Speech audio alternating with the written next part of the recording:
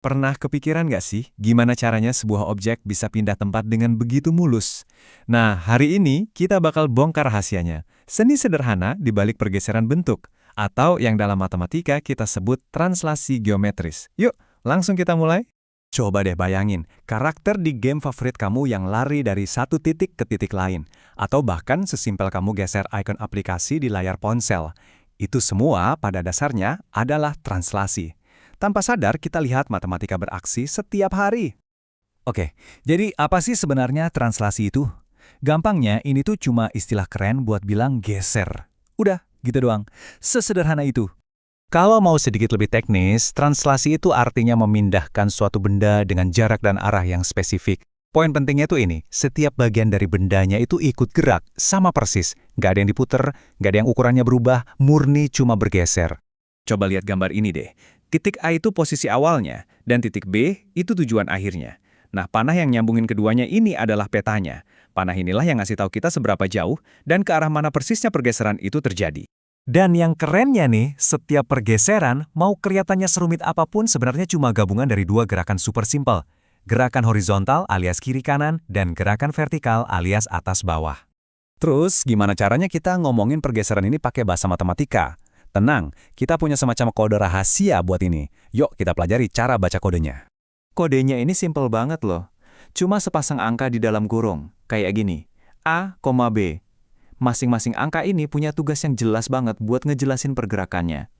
Jadi gini, angka yang pertama, si A ini tugasnya buat ngasih tahu pergeseran horizontal, ke kanan atau ke kiri. Terus angka kedua, si B, itu buat pergeseran vertikal, ke atas atau ke bawah. Simpel kan? Aturannya juga gampang banget diingat, logis kok. Buat A, kalau angkanya positif, artinya geser ke kanan. Kalau negatif, ya ke kiri. Sama juga buat B, kalau positif itu geser ke atas, dan kalau negatif, geser ke bawah. Oke, kodenya udah di tangan nih. Pertanyaannya sekarang, gimana cara kita pakai kode ini buat nentuin posisi baru sebuah titik setelah digeser? Di mana tepatnya dia akan mendarat? Siap-siap ya, karena jawabannya tuh jauh lebih gampang dari yang kamu bayangin. Ini nih bagian ahanya, di mana semuanya langsung terasa masuk akal. Jawabannya cuma penjumlahan biasa. Betul, sesimpel itu.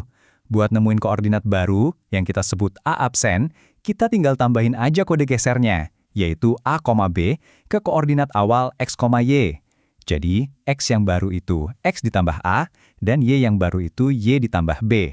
Nah, gambar ini nunjukin persis cara kerja rumusnya.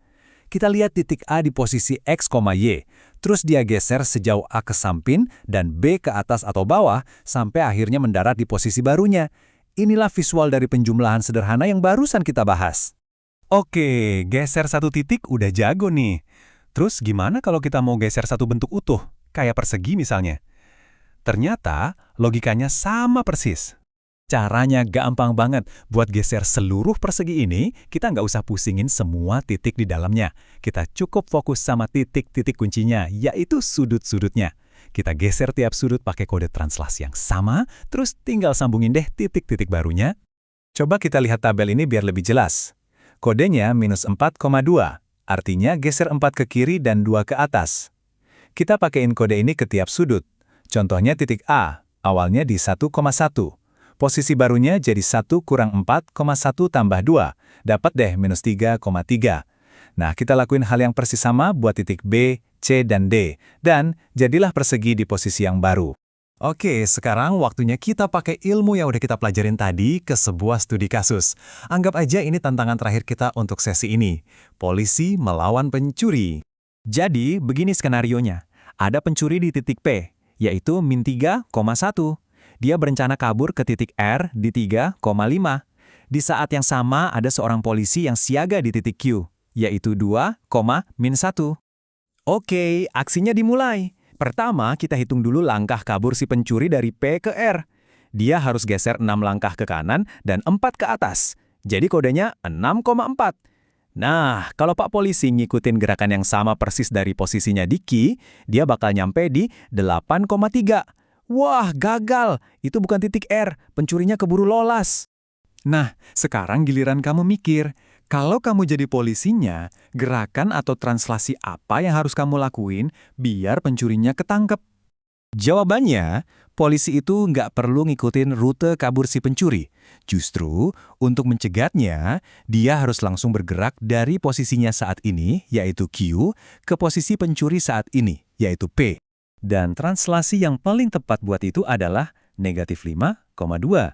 Yap, untuk bergerak dari Q di 2,-1 ke P di negatif 3,1, polisinya harus geser 5 langkah ke kiri dan 2 langkah ke atas. Tuh kan, matematika bisa bantu nangkep penjahat? Nah, hari ini kita udah jago banget soal geser-menggeser bentuk.